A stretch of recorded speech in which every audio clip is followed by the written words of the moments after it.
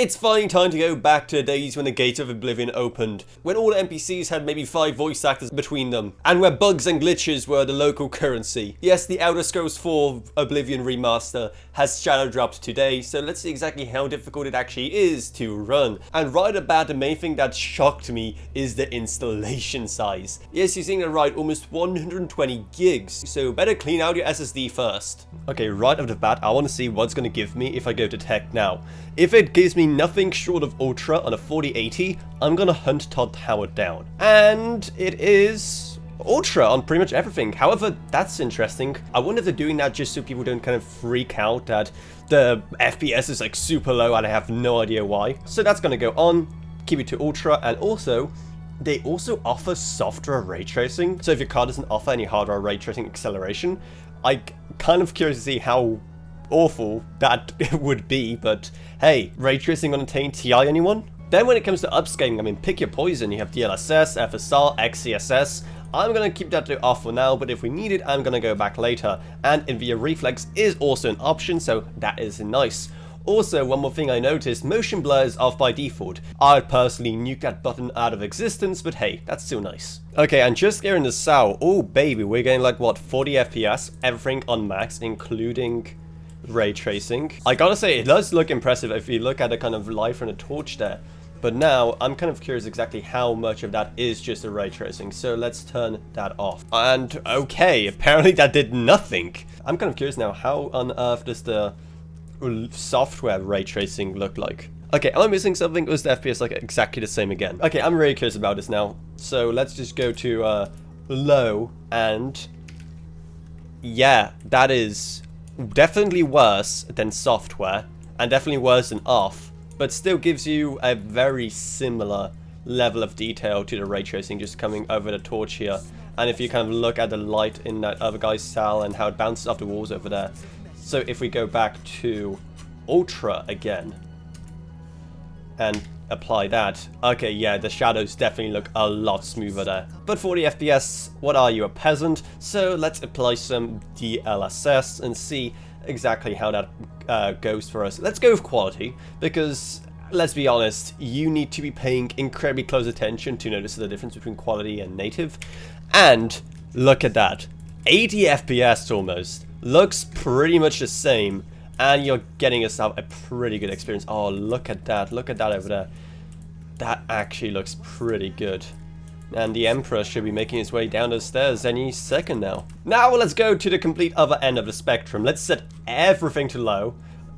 Let's turn off ray tracing as well and see what that looks like. That looks significantly worse, especially looking at textures and some of the shadows. This whole thing here, the corridor, is so boringly lit here by comparison. But it doesn't look that much worse. I was expecting the jump from low to ultra to be much bigger than this, but no. Wouldn't it be funny if you set the game to low, it just looked like its original 2006 release? Also, as is Bethesda tradition, some things have to be broken, especially at launch.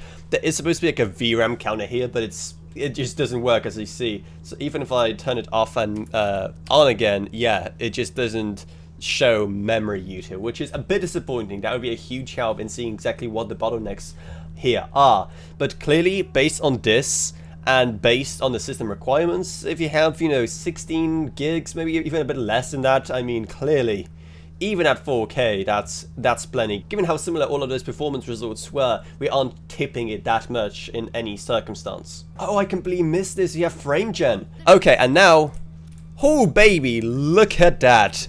120, almost 130 FPS. This is how you're gonna play this game. And just look how the light kind of bounces off the arm over there and the clothes of the Emperor right here. Now in conversation, our FPS went way down, even though it's such a smaller frame with less things in focus. I assume because of the power just to animate that one single face. Okay, and if we make our way down here, oh man, that's look good. Look, just look at this. Look how the light shines and plays around this ruined column here. I don't think I've ever been this excited about a ruined column before. In this area, it has dropped below 100 FPS, but I'm not complaining. You know, I've never really gotten into Oblivion as much as I did in this Skyrim, but just, I mean, the way it looks, I feel like I kind of have to give it a go. Oh, wow. look at the zombies. That's some pretty impressive detail right there. It's just so weird playing an Elder Scrolls game that looks so good, because even if you mod Skyrim into Oblivion, pun not intended, I guess, it doesn't look this good. So, I mean, if anything, it just kind of makes me excited for what Elder Scrolls 6 is going to be like. And yes, I know that that's going to use Creation Engine still, and I know that this uses Unreal 5, but still, you get my point. Okay, and here it is. The gate looks completely different. This whole place looks completely different from the original. I can remember that much, even if I didn't play too much of Oblivion. And, well, it's now time for the big reveal. And here we are. That actually looks so good. Visually, Oblivion did not age well. I'd say even Morrowind stands the test of time more, just because of the overall graphical direction. But when it looks like this, I mean, you really can't think of a better argument to get back in this game, or if you're like me, you know, really play for the first time. Especially when it looks so good, but also runs so well. Now, as always in these benchmarking videos, if you give it a go yourself, make sure to post your performance and your specs down in the comments below, so we can create this big, beautiful database in the comments of what kind of performance you can expect to help other people out. So again, definitely share experiences down below, and maybe check out our Patreon while you're at it, because even a single September month truly goes a long way. Plus, huge thanks to Gavin Burns, Tristan Rage, Yellow Ronyak, Balaj Roker, Patrick Harrison, Noah Pseudonym, Meg Sumner, and Shane Allcroft. But anyway, that's about it. So I hope you enjoyed this video. If you did, then remember to subscribe, like, whatever, and I'll see you all in whatever I make next. Goodbye, everyone. Goodbye.